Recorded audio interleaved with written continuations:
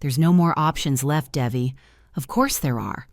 Kairos is gone. There's no one to stand up for him. There's no one from the dozen or so at the top for the bloody Englishman, and no one at the bottom. Only the luckiest family left, the Sharma family, and the only one who represented her now was Devi. Maybe I should have jumped in front of a bullet to follow my brother. That's a good idea. What's there to live for? Revenge? It's not going to get any easier. It didn't make sense. Devi closed her eyes, wanting to shut herself off from everyone around her and not hear Mrs. Basu's voice. Then she slowly opened them. She stared blankly in front of her and hardly saw anything. The wooden table, her pale, thin fingers resting on its edge, Amrita beside her, it seemed, and Ram opposite. Devi leaned back in her chair, her shoulder blades crashing painfully into it. She hesitated a moment, raised her eyes to Vidya, met her testing gaze. I could see from the side of my eyes that Ram was staring at her, and I could almost physically feel it. "I understand, Mrs. Basu," Devi replied in a low voice. She intertwined her fingers and put them under the table.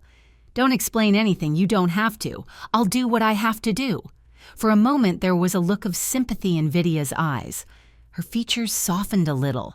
It was a reminder that although she was a strict and uncompromising woman, she was not without compassion. The plan to marry off someone of the dozen belonged to her. True, but she never seemed satisfied with her own decision. All she wanted was to rid her native land of strangers. Apparently, there was only one way left. Dewey fought back, resisted at first. She'd been insolent the day the elder Basu told her plan. Now she wasn't going to argue. Why should she? If it would really help, if she would really help, why not? Yes, just a few days ago she had hated the English, hated the thought of any of the girls having to marry the enemy, but now, who cared? Let them do what they want with her. It wasn't just Kairas's heart that the killer had stopped with a bullet, but hers too. Devi will go where they tell her to go and do what they tell her to do. I don't care. "Leave us alone," Vidya said shortly. Everyone hesitated at first, then got up and left the room. Only Ram, barely standing up, stopped. His eyes were still fixed on Devi, who had not looked at him once during the whole conversation. He stood still, as if waiting for her to turn to him. But she did not move.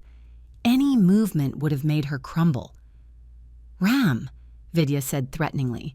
Nervously running his fingers over the surface of the table, Ram walked away. Total silence ensued. Devi took her eyes off Mrs. Basu and looked towards the window. Out of the corner of her eye, she noticed that she was looking at her again. Uncrossing her fingers, Devi lowered her palms to her thighs. She took a deep breath and exhaled slowly and silently. "I want to talk to you about Ram," Vidya said without preamble. "I know about your relationship, of course, but—" "Ms. Basu," Devi interrupted, risking her anger. If not anger, then irritation. "Please don't." She still wasn't looking at Basu. "Whatever you want to say, don't. I've already said I understand about the marriage. I'll do it. Whatever you say, whatever you need, that's it. I'll handle Ram on my own. Something tells me he's going to beat me up anyway. You know how he is." For the first time in days, the corner of Devi's lips barely lifted, a faint half smile. She returned her gaze to Vidya. She smirked. "There is hardly anything you, Basusama, can't handle, especially if it's Doobie. The kind of ram he has become since your relationship began is hard to handle. He loves you." Dewey looked away. She didn't answer. Then she rested her palms on the table and stood up heavily. She stood unmoving for a few seconds, then walked around the chair, pushed it in, and said with a leisurely step toward the exit, "It doesn't matter anymore. I've never sought to escape, and now I want to so badly you'd know. The Devi who had known Ram recently would have understood him. The one standing before him now would not. She is sickeningly hurt and indifferent. She does not respond to his words as if she had not heard them. She just silently rests her waist against the railing of the balcony, ignoring her hair, which is whipping across her face because of the wind. He wraps his arms around himself, his fingers digging into his skin with icy fingers. The wedding is only a few days away, and Devi spends all the time she can at home. She walks the hallways like a ghost, foolishly waiting for Kai to finally emerge from some room. It never happens, though, and she goes to her bedroom. She tries to chase Aishwi away when she comes in with food, but she can't argue with her, and she has no energy, so she has to eat. Devi. She never would have thought she could be so turned off. No feelings, no emotions, no desires, absolutely endless nothing. All she had to do was get married, make Declare feel good about herself, and the rest will take care of itself. The plan must work perfectly and rid the house of strangers. Devi's job is small: to be a good wife, a close friend, to put her husband-to-be's guard down. She flinches as soon as she feels a touch on her fingers, raises her eyes, faces Ram's anxious gaze. She doesn't move as he tucks her hair behind her ear, lingers his palm on her cheek for a moment, then slides his hands down to her shoulders, squeezing lightly. "Why don't you find yourself a suitable wife?" she suggested in a steady voice. Still unresponsive to his touch, Ram frowns. "Not a funny joke." "I'm not joking." He pulls his hands away, hiding them in his pockets, but Devi doesn't need to see to know how tightly his fists are clenched. Ram turns away, staring off into the distance, and now she doesn't take her eyes off him, watching the change in his face. First he's angry, furious, then he wrinkles his face as if in terrible pain, and then he calms down. Devi looks in the same direction as Ram. At the same time, he returns his gaze to her. Think about it. This whole plan, to kick out the outsiders, could take months. It could take years. We'd be apart. There's no feelings that can withstand that. We can't do anything, Ram. Calm down, please. I don't want anything. I've got things to do, and I have to do them. You have to take it as it comes. Devi sighs tiredly. She closes her eyes for a second. She murmurs softly, "Why should I be the voice of reason out of the two of us?" Ram looks at her in silence. At first, he takes his hands out of his pockets, as if he were going to do something to touch her again, but he puts them back, shakes his head. "I realize you're hurting, but you're giving up on—" He hesitates for a moment. "Us too, easily." Devi shrugs carelessly. "Maybe this will make it easier for you to walk away." She turns to him, looks him in the eye. He stands motionless for a few seconds, then pushes off the railing, walks leisurely around Ram, and heads for the balcony exit. He stops at the door, doesn't turn around. "Please don't come again. You're not making it any easier." She walks away. Devi blinks, as if dismissing a memory with a flutter of her eyelashes. She ran her thumb over the sharp edges of the star pendant Ram had once given her. She raised her eyes, looking at herself in the mirror. Without looking, she pulled the chain aside, the jewelry clattering against the wooden surface. She immediately turned away. 3 weeks had passed since the wedding. Devi tried very hard to do as the elder Basu said, to be friends with Declare, to be trusted. But it wasn't working so well. She listened more than she spoke. She didn't bicker, didn't argue. She wasn't rude. Occasionally, she'd ask about something insignificant, and during each dialogue, he looked extremely thoughtful, as if trying to solve some problem. All in all, it was hard to find common ground. She didn't know what to talk to him about and how to behave, especially since her rebellious nature and rejection of the English began to break through the wall of pain and indifference. And he seemed to have no idea how to approach her. Devi was a closed book locked in a cast-iron chest, and the closer he tried to get, the worse it got. Her voice was always flat and dry. Her face expressed no emotion. Her gaze was indifferent and cold. And none of that changed, even when she asked questions and tried to play up interest. The truth was, getting through one way or another. One day, Devi became quite withdrawn. Demos was missing. In the evening, he was there in the stables, and in the morning, he was gone. It looked as if someone had taken him away, though there was no telling how such a thing could happen. This horse was much more explosive and rebellious than his mistress, and so thoughts of the worst kind came into her head, no matter how hard she tried to suppress them. If Devi was left without her best friend, she might as well throw herself off the roof and let the whole thing burn. I don't care. After a few days of searching, which DeClaire had taken up with some special care, her condition worsened. She ate little, hardly left her room, and spoke to no one. Even now, she walked down the stairs to the first floor more automatically than consciously.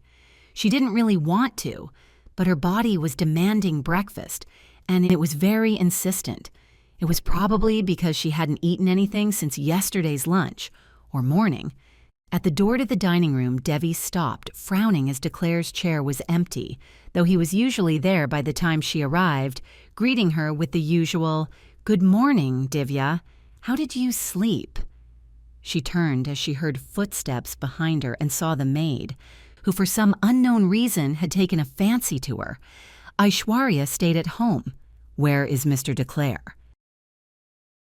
Devi asked with a hoarseness in her voice. She had grown so accustomed to him over the 3 weeks that now the place felt empty. A very, very strange sensation, and most importantly, sudden. Devi couldn't bear to look at him. And now what? "He's away on urgent business," the woman explained, "and asked me to tell you to stop by the stables after breakfast. He found your horse." Devi's eyes widened. "He what?" she said in a harsh, husky voice. She didn't wait for an answer, but sped off. She slammed into the massive front door, opening it swiftly. She ignored the loud, "What about breakfast, Mistress DeClaire?" hardly paying attention to the address that usually irritated her, and rushed at full speed toward the stables.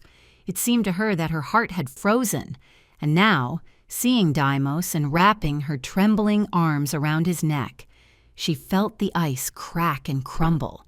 For the first time in many days, Devi was crying openly, completely unashamed of anyone. She sobbed for Kai, for the part of her soul that was dead forever. She sobbed for the last 24 hours of sleeplessness when she hadn't known what had happened to Deimos, where he was, whether he was alive. She sobbed for Ram. She wouldn't be back to him for a long time, if ever. She just poured out everything that hurt because she couldn't be the ice statue she'd become after Kairos' death and the news that she was being passed off as DeClaire. She was alive. Yes, it hurt terribly, but she's alive. Devi spent the entire day with Deimos, distracted only for lunch.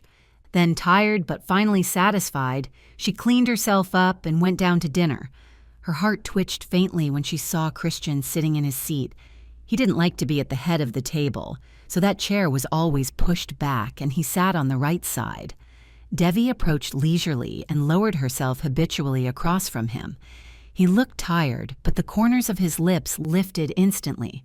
"Good evening. I hope I haven't caused any trouble with my absence. How was your day?" Devi stared at him blankly, then said huskily, "You saved me." Christian froze. His face changed. His eyes widened slightly in surprise. He even set the instruments aside, gazing at her as intently as if he were seeing her for the first time. She'd been stubbornly avoiding you all this time, not wanting any informal communication between them, and Christian hadn't insisted. Now it just came out of her mouth, as naturally as if she'd been speaking to him that way for 1,000 years. "Found Deimos. Thank you. I really do. You don't know how grateful I am." Her voice dropped to a half-whisper and tears came to her eyes again. "I'm madly in love with him, so you saved my soul."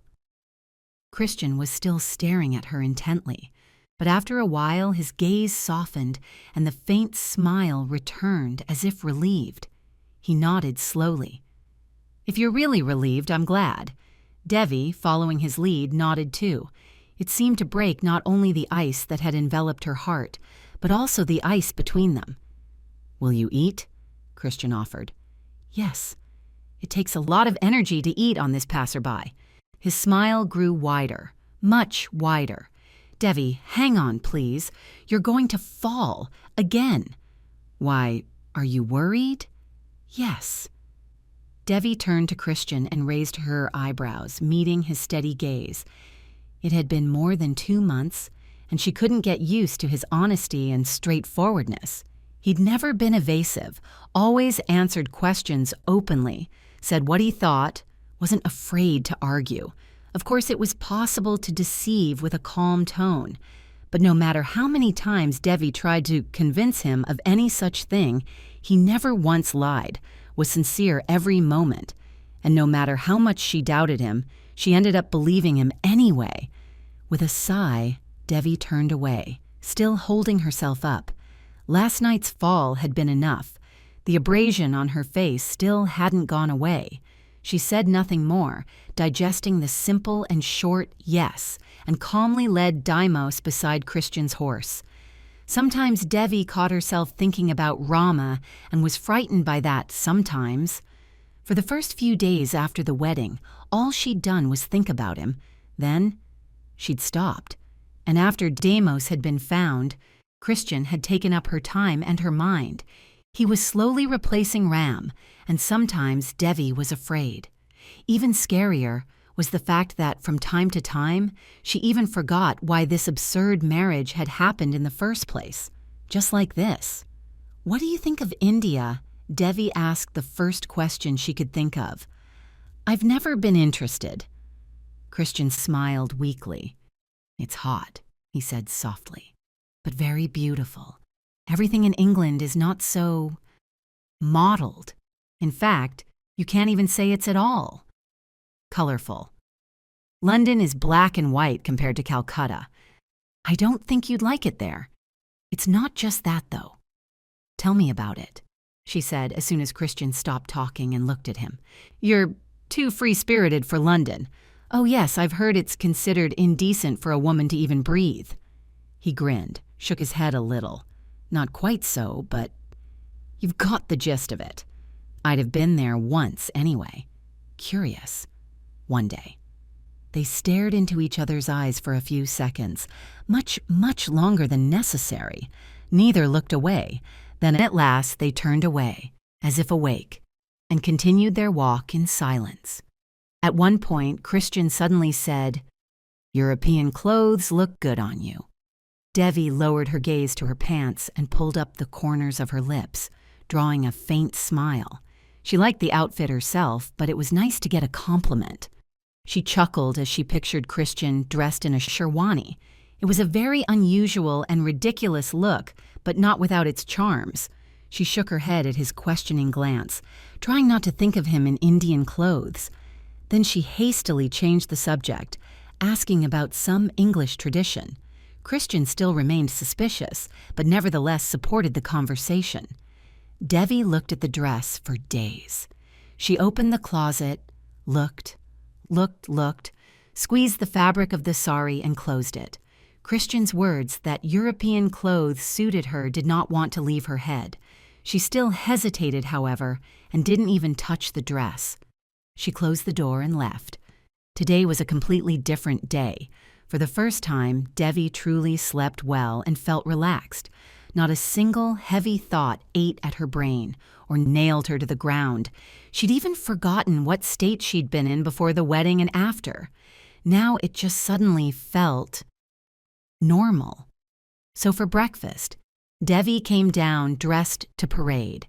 It was very unusual, and if someone had told her a couple or 3 months ago that she would dress like that, she would have been advised to see a doctor, especially considering what she usually thought of the English and their culture. But now what? Devi sighed. Curiosity wouldn't do her any good one day, she thought. In the meantime, she was eager to see what it would lead Christian to. She walked into the dining room, careful not to rustle her skirt, and stopped in front of him while he was busy with what was probably the morning paper. She clasped her hands together in front of her and waited for him to pay attention to her, trying not to laugh. Somehow she wanted to laugh so badly right now.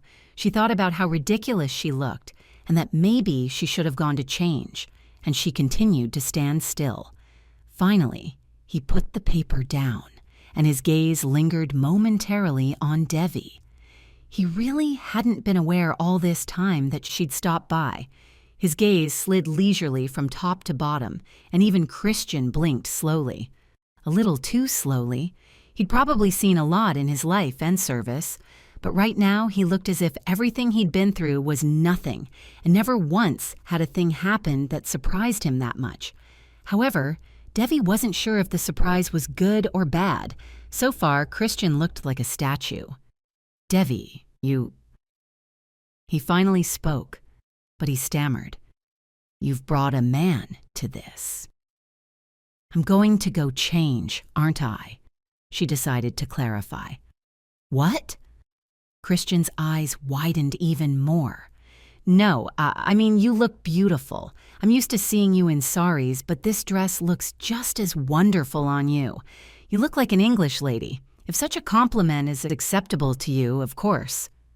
Devi lifted the corners of her lips faintly and sat back in her seat, still fighting laughter now because of the look on Christian's face. Feeling his gaze on her, she started on her breakfast. She smiled wider when she remembered their horseback ride. I looked at him. "You said European clothes looked good on me," she said. "I thought I'd try them on. I'll probably go back to my favorite saris, though." He grinned good-naturedly. "You'll look beautiful wrapped up in a curtain," Christian said softly, and then he lowered his gaze to the coffee cup, bringing it close to his lips. Devi froze, looked at him, and couldn't hold back a smile. Something very wrong seemed to be happening to her. She shouldn't be reacting to compliments, shouldn't be feeling anything. Feeling. She was, after all, on a mission, you might say. Except it was getting harder every day to remind herself of that, especially at times like this. Devi noticed more and more often that she stopped playing, that what was happening was real to her. She was still smiling. "Devi, are you okay? Why aren't you sleeping?" Sitting upright on the floor by the fireplace, she turned toward the entrance to the living room where Christian stood. Sighing heavily, she turned away, wrapped her robe tighter, tucked her legs under her, and hugged her knees, resting her chin in her hands. She wanted to open her mouth to speak when she heard soft footsteps behind her, but she only squirmed harder. It was warm, even hot, but Devi was freezing. Sometimes she was shivering so hard that she was shaking tooth to tooth. With a sideways glance, she saw Christian squatting next to her. I felt his intense and concerned gaze. She flinched when he gently touched her shoulder, as he had never let himself touch her before, keeping his distance. She looked up at him, her lips pressed together. "I had a nightmare. I can't sleep now," she admitted. "Would you like some tea?" Christian suggested, taking his hand off her shoulder and resting his elbows on his knees. "I know a very old recipe for soothing tea. It might make you feel better. You might be able to fall asleep." Devi sighed, pointed with her chin at the empty masala cup next to her. "I already did," she replied, turning back to the fireplace and wrapping her arms around her shoulders. Christian lowered his gaze thoughtfully to the cup, his eyebrows slightly drawn together. Interlacing his fingers, he looked at the blazing fireplace. He sat motionless for a few seconds and looked again at Devi, whose condition was not improving. Then he confessed abruptly, "By the way, I've never tried it." She immediately turned to him. "What? Masala?" He nodded briefly. He smiled slightly when her eyes widened. "I can't believe my ears. You've been in India for how long? And you haven't even tried it." Devi immediately started to get up off the floor. She almost fell back down, but Christian caught her just in time to steady her. "Unbelievable. Kitchen. Now, let's fix this misunderstanding." She bent down, picked up the cup, turned abruptly, and set off in the direction indicated. Already in the kitchen, after watching him sit down at the table, she made 2 more servings of tea. At the same time, I wondered mentally how it was possible to stay in India for so long without tasting such deliciousness, and I didn't notice that I had forgotten about the bad dream. She was completely absorbed in the process. After a few minutes, Devi placed 2 cups on the table, one in front of Christian and one in front of herself as she sat down across from him. Putting her foot on her leg, she crossed her arms and looked at him expectantly. She pointed at the masala with her gaze, subtly hinting for him to try it. Grinning, he did so. He looked thoughtfully away for a few seconds, then at Devi. Leaning back in his chair, he smiled. He took the cup carefully, brought it close to him, took another sip. "Come on, tell me if you like it," she said, not asking but affirming, and took her portion. "It's not familiar," Christian said, "but it's good, you're right." "That's true." Devi smiled for the first time during the conversation. Suddenly she remembered how she and Ram had once sat drinking tea late at night like that, talking about unimportant things. They were making plans. He was explaining something, watching her intently with both eyes, with a gaze so attentive and deep that it sent shivers down her spine. She laughed, answered, argued. She joked. She shook her head. She was having fun, light. Maybe she felt happy, but now, sitting in absolute silence with a man she'd barely been able to be near for almost 6 months, she felt only a very strange calmness. It was as if Devi had been on the defensive all this time, every day, and now it felt as if every cell in her body had relaxed dramatically. She looked at Christian and knew he wouldn't hurt her, would do anything to keep her safe. She was protected. Even the nightmare that had caused her to jump out of bed screaming didn't bother her anymore. It was starting to make her sleepy. Devi finished her tea and set the cup down on the table, looking at it immediately, confused by her own thoughts and Christian's overly attentive gaze. Then, after a moment's hesitation, she rose with a quiet sigh. "I'm going to bed." He nodded and stood up next to her. They stood opposite each other, looking into each other's eyes. They stood like that for what seemed like an eternity, until Devi did something she'd never expected of herself and would never have allowed in her right mind. She stepped forward and wrapped her arms around him, pressing her cheek against his shoulder. If she could have seen this picture in the past, she would have found a heavy object to hit the real one on the head with. Devi felt Christian stiffen, and only after perhaps a moment did he put his hands on her shoulders, uncertain and confused. After another moment, he squeezed them lightly with his fingers, barely perceptibly relaxed. It was strongly evident that he didn't really know how he should have behaved in such an unusual situation. She wouldn't know either if she were him. The girl who had almost shied away from him before was having a sudden bout of tenderness. Lately, of course, they had gotten closer, but still. "You saved me again," Devi said quietly, not pulling away even a millimeter. Christian finally hugged her normally, still not letting himself go too far, not holding her tighter. He grinned softly. "I guess, Mistress Divya, that's been my job for a while now," he said right above her ear. She didn't hold back a smile, resting her forehead against his shoulder. She clenched her fist for a moment, crumpling the fabric of his shirt against his back, and pulled away sharply, stepped back. She lifted her head so she could look him in the eye, clasped her hands behind her back, and couldn't get the corners of her lips down. "I'm going to bed. Thanks for sitting with me." "I'm glad you're feeling better." Devi nodded, headed leisurely for the exit. She stopped in the doorway, sighed heavily and silently. She wanted to move on, but it was like she was stuck in place. I clenched and unclenched my fists. She cursed at herself, turned on her heels, and sprinted toward Christian. Grabbing his shoulder, she pulled him toward her, leaned forward, and kissed him on the cheek. She looked at his rounded eyes for a second, then turned away, and this time she was gone. Ran away, actually, very quickly. Devi knew that the dozen had long ago begun taking action to accomplish their goals. In an instant, however, it ceased to concern her. She simply stepped aside. Once, when she was in the center of town and saw the Bezu sisters on one of the streets, she pulled Christian into the first store she saw, surprising him. She just didn't feel like crossing paths with anyone else for some reason. It was now the 8th month since the wedding, and she could feel herself drifting away from everyone. And the thoughts of Ram had stopped. Not at all. Only Christian was becoming very, very close. Today the mood was surprisingly good. Sometimes Devi even danced. She was still worried, though, because Christian had been away all day. He'd left early in the morning and she hadn't heard from him since. She had to occupy herself with anything she could think of to keep herself from getting pissed off. The very first time Devi had noticed she was worried about him, she had tried to dismiss such thoughts and feelings. They had seemed wild to her. Now she was quite aware that she was worried, and she didn't try to suppress it. She had long ago accepted that Christian had become dear to her, far more than she was willing to admit. When he finally appeared in the living room, Devi exhaled with relief. He brushed the damp hair sticking to his forehead. It had been raining since morning, and she saw a small abrasion and a bruise on his cheekbone.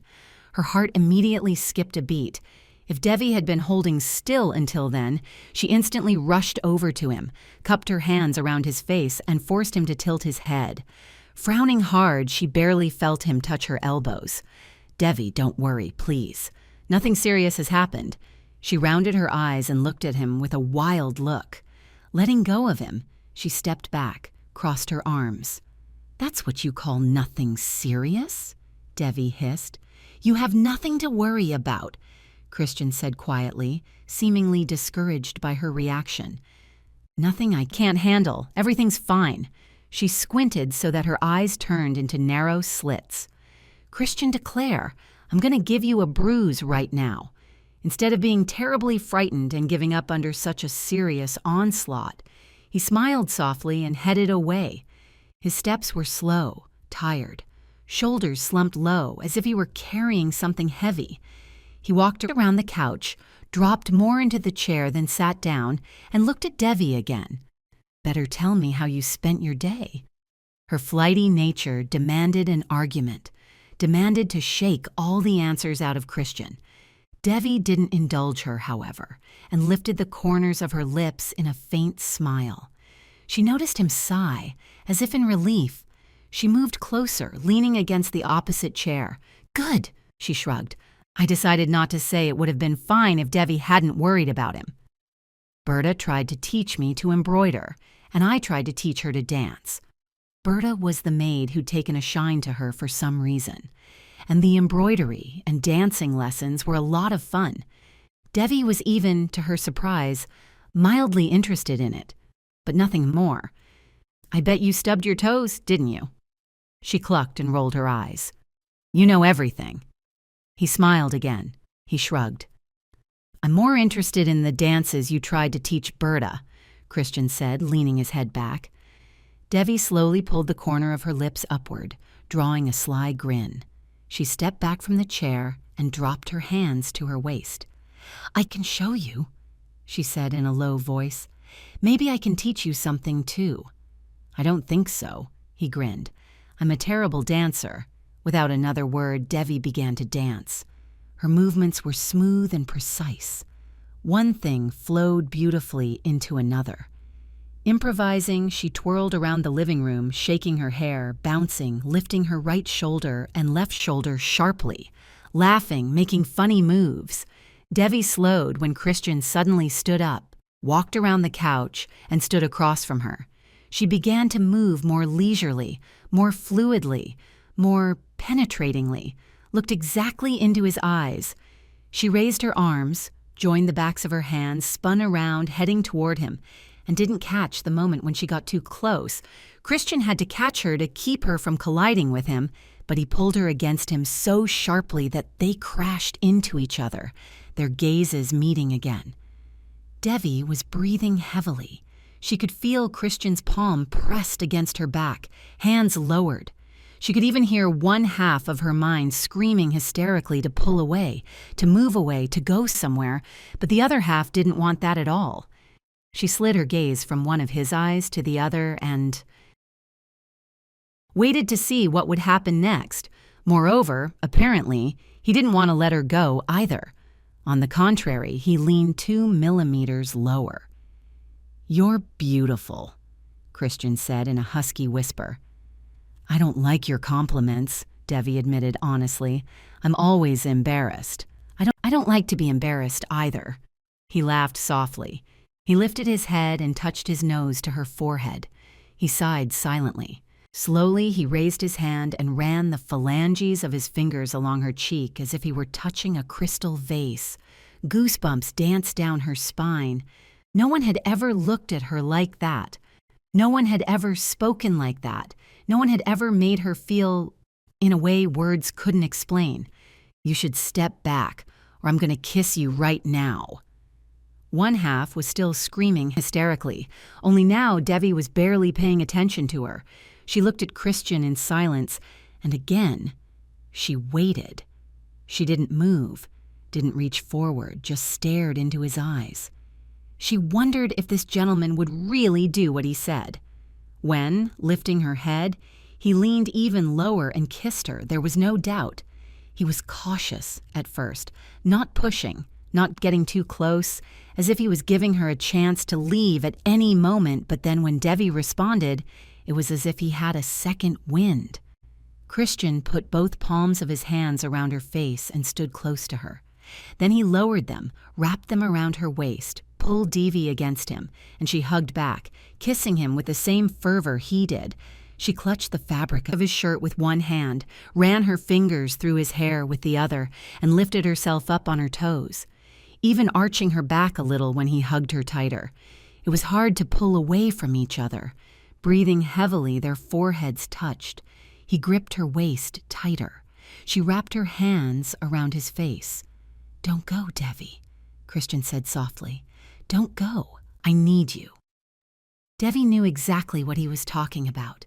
Their ridiculous marriage, the dozen who wanted to rid their native land of the English. She could, after Vidya's plan was accomplished, go back to the ones she had known since birth, the dozen, to Ram, without whom, a few months ago, she'd been unable to imagine not only her life but herself. A few months ago, that was the point, and now the whole fabric of her world was shaken, cracked, and shattered. Now, standing in Christian's arms, she thought that if she left, she would crumble, return to the state she'd been in since Karis's death. And Devi didn't want to. She didn't want to leave, didn't want to be without Christian. Gods, she really didn't want to. Devi lifted her eyelids sharply, looked into his eyes, pressed her palms harder against his cheeks. She took a deep breath, gathering her thoughts. "I won't leave," she said quietly. "I'll stay with you." Christian froze at first. He stared at Devi for a long time with slightly rounded eyes, slowly sliding his gaze over her face and not moving, as if he expected her to refute her own words, to say that she had made a mistake, changed her mind, made a joke. But nothing of the sort happened. Devi was silent, and Christian's eyes grew larger, as if he was just now realizing what she'd said. He opened his mouth to say something, but closed it immediately. He couldn't find anything to say. Instead, he pulled her in and wrapped his arms around her, pulling her tight against him and nuzzling his nose into her neck. He squeezed her waist tighter when Devi hugged him back, lifting up on her toes. His own words rang in his ears. "I won't leave." She closed her eyes. The day is sunny and not as hot as the previous ones. Christian has been out again since morning, as he had been a few days ago, and Devi goes to the stables right after breakfast, already dressed in her favorite European clothes, takes Deimos out and goes for a walk. Usually she likes to let the horse gallop, to let the wind flutter her hair beautifully and spread her arms out to the sides. But today she wants something else, a quiet walk not far from home. "My body demands to bathe in the sun rays, which are pleasantly warm, not to be carried somewhere. Especially the whole week is so delightfully serene that there is no desire to ruin it." It had been a long time since she had smiled so much, and now it was as if wings had grown behind her back. It's a strange sensation, unusual, unaccustomed, but pleasant, and Devi has absolutely no intention of losing that state. For the first time in her entire life, the only thing she seeks to receive and experience constantly is peace alone, and joy additionally, as it is now. Then one can live beautifully and experience happiness because of the coming of each day. A few hours later, Devi leads Deimos toward the stables, but she stops him halfway there when she sees Christian leisurely approaching. She immediately turns the horse toward him, and within a minute is looking down at him with a smile. "You've rushed off again at the crack of dawn, Lord declare," Devi said with feigned indignation. "I beg your pardon, my dear lady," Christian said, lifting the corners of his lips. "Business does not wait." She crosses her arms, adding a slight haughtiness to her expression. She looks away, as if seriously considering whether to forgive the insolent man, then looks at him again. Seeks, all right, I forgive him. Thank you." Christian bows then. When Devi can't stand it and laughs, straightens up. He steps closer, raises his palms to her, inviting her to come down to the ground. She immediately slips from the saddle right into his outstretched arms, which instantly wrap around her and place her on the grass. At the same time, he leans in and pulls her into a long kiss, eliciting a smile. Devi wraps her arms around him and habitually runs her 5 fingers through her hair, ruffling her always perfectly styled locks. After a while, she forces herself to pull away, resting her back against Christian's palms and raising her head so she can look him in the eye more comfortably. "How was your day?" he asks immediately. She squints suspiciously. "Has Berta complained to you yet?" Devi asks, stretching her vowels slightly. Christian grins. "Don't think anything of it, don't think it impertinent, but as soon as Mrs. Divya goes to her horse, she loses her head. Yes, I forgot about lunch again. What can you do?" He laughs, shaking his head. "No shame, no conscience, but we should still go inside before Bertha runs out after us and quartered us with a look." "Oh, she'll do it anyway. Why run? It doesn't matter." Still, nobody moves. They continue to stand there in an embrace, looking at each other with smiles. And when it becomes clear that neither of them is going to go home, Christian leans in and kisses Devi again, to which she readily responds. Daimos snorts indignantly. That had been the last happy memory imprinted on Devi's mind. Now, everything was on fire. People were running around, panicking. Deimos was frantic and frightened, and she was racing toward Christian's burning house. She couldn't get there, though. Someone had grabbed her across the stomach and pressed her arms against her torso. He held her tight, no matter how much she kicked and screamed. The thought of Christian gasping for breath in the back of the room, dying, drove her crazy, made her frantic, and made her fight as hard as she could. She couldn't get out of the iron grip, and tears rolled down her cheeks in hopelessness. "Calm down, Devi, you can't help him." A familiar timbre sounded in her ear, but Devi wasn't even going to try to recognize who it belonged to. "Let go! Get your hands off me!" she shouted in a voice that didn't belong to her, still trying to get free. Instead of listening, the man only pulled her further away. He tightened his grip as Devi struggled harder. "Devi!" he said much louder. "Calm down, it's me, Ram. Let me get you out of here. It's going to get worse." The words did not come to her consciousness at once. It was only after many long seconds that she realized what she had heard, whose voice had touched her ears. She froze, causing her grip to loosen. Devi took advantage of this and instantly broke free, but she didn't have time to escape. Hot fingers gripped her wrist, held her down, and turned her around. Ram's green eyes were staring at her, free of the blindfold. They hadn't seen each other in months. But here was the joke. She didn't care. The house was burning, could collapse soon, and bury Christian underneath. She wouldn't survive losing him, too. First Kai, now him? No way, no way. Devi tried to break free again, but Ram gripped her arm tighter. "Damn it, Ram," she shouted hoarsely. "Let me go." "You won't help him," he said, his voice regaining its irritating calm. "I will if you don't hold me. Let me go, for the last time." "One last time?" Ram asked, eyebrows raised mockingly. "Or else what?" Devi growled angrily, snatched the dagger from the waistband of her pants with her free hand, stepped close to him, and held the blade to his throat. She felt his fingers on her wrist clench tighter. Clenching her jaws, she leaned the metal against his skin with force. "A dozen without a Brahmin will be left, that's what," she muttered without a second thought. Ram slowly slid his gaze from one of her eyes to the other. He frowned leisurely and then looked as if he really believed that she would kill him. Saw something in her face. even relaxed his fingers slightly, but he still wouldn't let go of her hand. "So, that's it then. On his side now?" he asked hoarsely. "Yes, his side. I always will be," Devi said quickly. "I love him, Ram. Do you understand? I love him. Let me go now. If he dies because you took time away from me, I will kill you. I'll kill you. I'll slaughter the whole dozen. I swear on the memory of Kai." Ram was silent, but a moment later, he finally unclenched his fingers.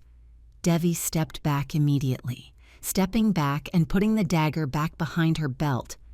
"You're a traitor," he hissed, looking as if she'd killed him after all, destroyed him. Devi said nothing. She turned and rushed toward the house, burst in, dodging fire, shouting Christian's name, ran up the steps, hiding her face in the bend of her elbow, crying again, feeling her heart clench with terror and pain, until at last she heard a faint voice somewhere in the depths of the second floor. Rushed over there. He was there. He was there. Alive. Coughing. Barely crawling along the wall. She ran to him, grabbed his arm, threw it around her shoulder. Elders put her arms around his waist. Gently but quickly, she pulled him behind her, pressed her lips together, noticing the way he limped. He'd ask later. Now was not the time. "Devi, are you crazy?" Christian asked in a hoarse voice. You could have. He coughed, silent. "Don't talk," Devi said, feeling dizzy. Getting back down was proving to be too much of a challenge. First of all, they were both barely moving their feet. Second, the floor below was in flames, eating everything they could reach. They had to get down fast and not fall, and preferably not die. There was a cracking sound from the ceiling above, and Devi's chest tightened with panic. They weren't even halfway down the stairs. She tried to pull herself together to keep moving, to keep from crying, but it was very difficult. She tripped and almost dropped both of them, but they managed to keep their balance. They kept going, though it was getting harder to breathe every second. Help came unexpectedly. However, Devi, being already in a semi-conscious state, could not see whose face it was, though for a moment she thought she saw a familiar bandage. It felt like a second. There she was in the mansion, barely holding Christian, and now she was lying on the grass a few meters away from the house, unable to cough. When she finally did, she raised herself up on her elbows, saw the tall silhouette moving away, squinted at it, but couldn't think of anything because her head hurt. She was distracted by the movement to her right. I turned instantly and saw Christian. Rounding her eyes, she sat up, crawled over to him, touched his face. He was conscious, breathing, alive, looking up at her from under half-lidded eyelids. "Divya Declare, you are the craziest and best girl I've ever met in my life," he wheezed, covering the palm of her hand on his cheek with his own. "I love you so much." Devi sobbed, leaned over, rested her forehead against his chest. She hugged him, felt him wrap his arms around her as tightly as he could. "Take me away from here," she asked hoarsely. "I will, sweetheart, I will," Christian answered, leaving a kiss on the top of her head. "I will. It's going to be okay. I'll be with you." All Devi could do now was believe him. It wasn't until later that she remembered. It was Ram, the one who had helped her and Christian get out of the burning house. It was Ram. Devi had hurt him terribly, chose a stranger over the man who had long loved her and whom she had once loved, betrayed him, the dozen, the plans Vidya had laid out, her native country, and he helped, saved them, even though he could have left them there to burn alive. "Devi, are you ready?" She blinked, pushing the thoughts away. She turned to Christian as she heard his footsteps approaching and smiled when he stopped beside her and wrapped his arms around her waist. She adjusted his collar, put her palms on his chest, and raised her head slightly.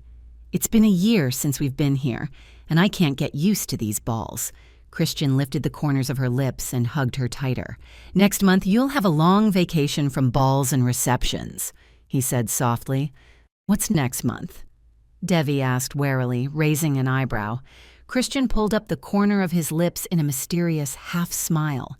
He leaned in, left a slow kiss on her forehead, moved to the left, lingering near her ear.